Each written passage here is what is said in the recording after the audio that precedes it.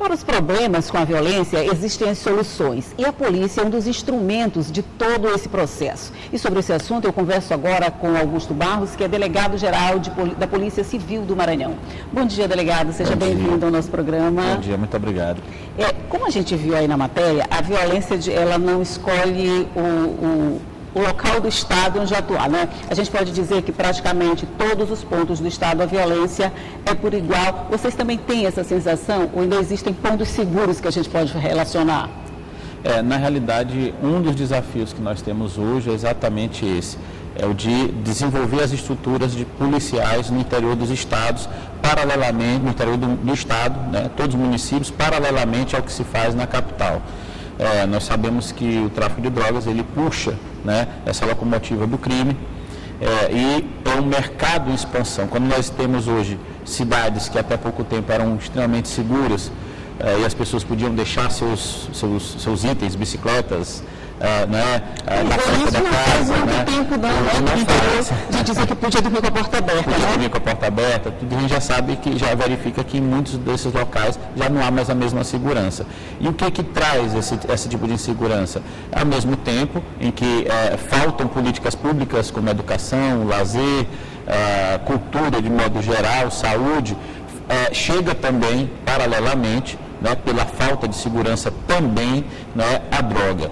Então, nós temos um mercado consumidor muito forte, né? O Brasil, de modo geral, e principalmente as áreas menos favorecidas culturalmente, socioeconomicamente, elas também são mais fáceis de proliferar, né? De ver proliferado o consumo, o tráfico da droga. Com todas as mazelas, né? Pequenos furtos, roubos para consumo, para venda de produtos roubados, para aquisição da droga. Nós vamos já falar sobre mais efeitos da droga, mas ainda com relação anterior, a repórter citou a questão dos assaltos a bancos que a gente vê muito no interior do estado. Esses assaltos, de alguma forma, essa modalidade de crime, quero dizer, de alguma forma, ele tem a participação de quadrilhas de outros estados, a gente recebe, vamos dizer assim, a gente recebe essas quadrilhas, como é que é tratada essa questão dentro da polícia? Infelizmente, hoje nós também já exportamos assaltantes de banco. Né? Nós temos um estado muito grande,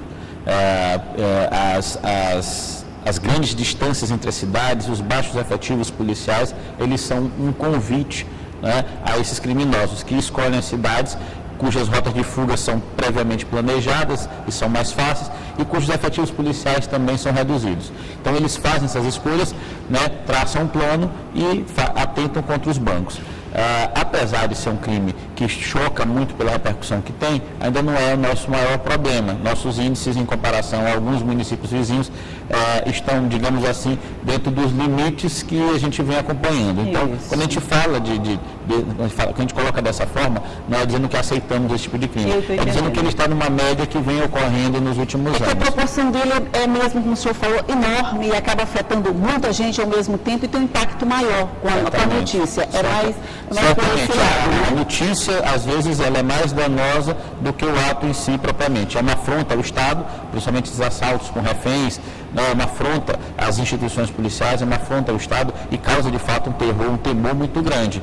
Mas no que se nós tivéssemos que escolher o inimigo número 1 para combater, como nós temos que, e nós não podemos fazer isso, nós temos apenas que distribuir recursos para todos os combates em todas as frentes, o tráfico de drogas continua ainda sendo, né, um dos mais... É incrível, né? O tráfico de drogas ele está em primeiro lugar em todos esses rankings, vamos dizer assim, de violência. Então, a gente esteve conversando com o promotor de justiça, o doutor Cláudio Cabral, e ele citou exatamente isso. A droga é a mãe, o tráfico de drogas é a mãe de quase todos os males. Para vocês, essa situação, como é que vocês conseguem detectar os pontos onde deve ser atacados? Porque eu imagino que são tantos os pontos, são tantas as ramificações, briga de gangue com gangue, briga de viciados em troca de qualquer dinheirinho, assaltos por um dinheiro a mais. Como é que vocês conseguem fazer esse mapeamento do combate? Na realidade, nós temos que fazer uma divisão de trabalho, é fato. A Polícia Militar diariamente apresenta consumidores e pequenos traficantes presos, espalhados por todo o Estado. Diariamente, pequenas bocas de fumo são fechadas e são apreendidas quantidades entre poucas gramas e 1 quilo são apresentadas diariamente em vários pontos do Estado.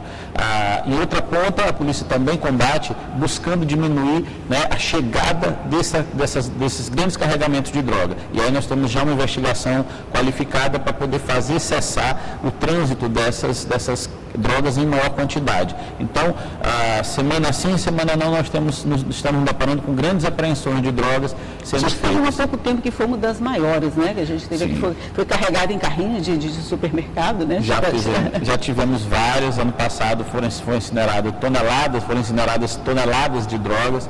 E a gente tem uma base e temos uma programação para aumentar exponencialmente essa apreensão de drogas. Para isso que nós estamos buscando uma estratégia de interiorização das principais estruturas policiais de investigação. Há um projeto que já foi parcialmente deferido de reestruturação pelo governo, de reestruturação da estrutura da Polícia Civil. Nós temos a criação de 3 novas superintendências, dentre elas a de combate às drogas e a de investigação de homicídios e proteção à pessoa. Essas 2 estruturas elas estão programadas para serem interiorizadas. As principais delegacias regionais vão ter bastante trabalho. Receber, exatamente, uma delegacia especializada em drogas e uma delegacia especializada em investigação de homicídios, com vista exatamente a fazer retroceder, né, essa circulação de drogas através de uma investigação mais qualificada e baixar os índices de homicídios que também começam a crescer no interior. No interior do Estado, essa movimentação, vamos dizer assim, da droga, já está, pode-se dizer, comparada com a da capital? Aqui na capital a gente já sabe que é intensa você fazer essas apreensões, mas no interior essa situação é igual? Ainda não há comparação, né, do interior com a capital. A capital ainda detém a grande quantidade de droga que circula por conta digamos assim, desse mercado aquecido que é a capital, a região metropolitana, né, que compõe os 4 municípios aqui, né, da área metropolitana da Grande São Luís. Agora, no interior, qual é a nossa preocupação? É porque são exatamente 217 municípios ao todo. Então, nós temos cidades pacatas com uma sociedade que ainda não está acostumada com esse tipo de criminalidade e que começa a se deparar, né, com seus jovens. Nós não temos uma estrutura ainda educacional, nós não temos nenhum centro de reabilitação, nós não temos condições básicas de fazer com que aquela droga não chegue e se instale. E esse é o desafio, né?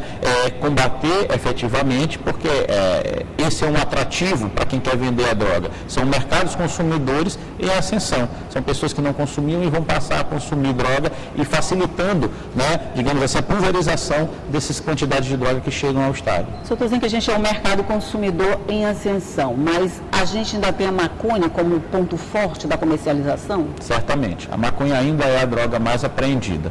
Né? As quantidades da maconha sempre são maiores do que das outras drogas.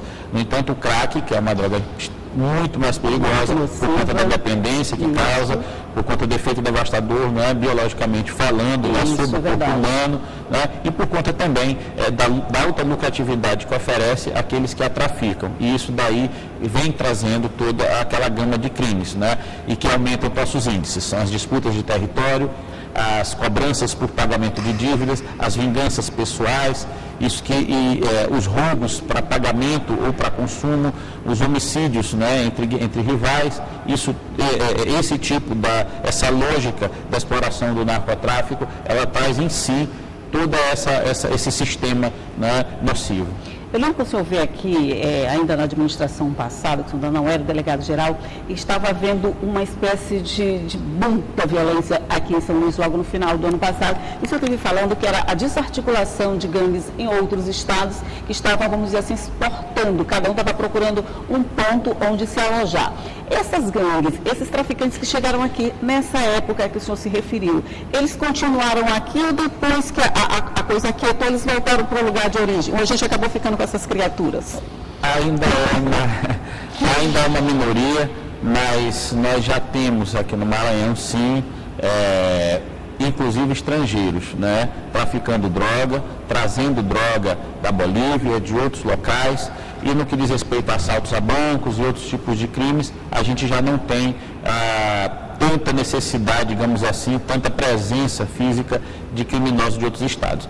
Lá na fronteira que nós temos ali com o Piauí, nós temos já um trânsito maior de assaltantes de banco, né? A Imperatriz, ali entre Imperatriz e Tocantins também há um trânsito maior, mas o Maranhão já tem sim muitos criminosos especializados por conta do tempo daqueles que já cumpriram pena fora e retornam e criam sua rede de contatos e começam a planejar assaltos e fazer conexões facilitando o próprio tráfico de drogas. Então nós temos sim estrangeiros traficando, né, traficando drogas e armas para o Maranhão, e nós temos... Trazendo o know-how deles para o nosso pessoal. Know-how também, e nós já temos também maranhenses assaltando, infelizmente, em vários pontos do país. A gente tanto recebe quanto exporta, né? Já, exatamente, é a lógica já do crime. Doutor Augusto, se eu tivesse que fazer uma avaliação assim, o senhor diria que a polícia está conseguindo dar conta do recado?